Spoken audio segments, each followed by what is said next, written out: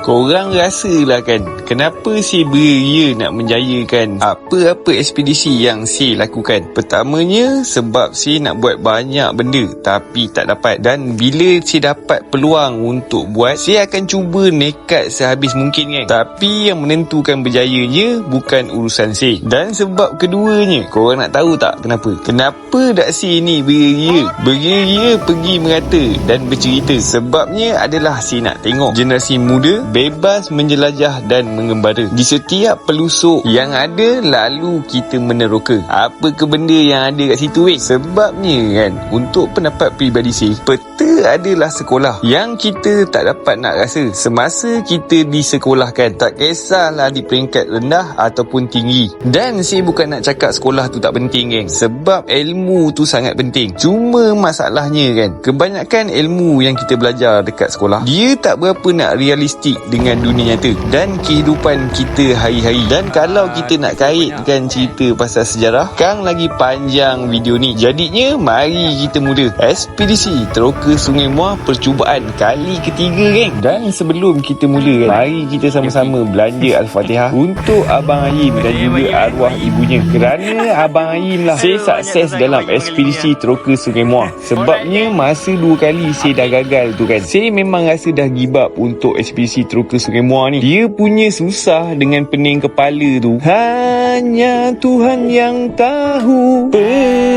perasaanku.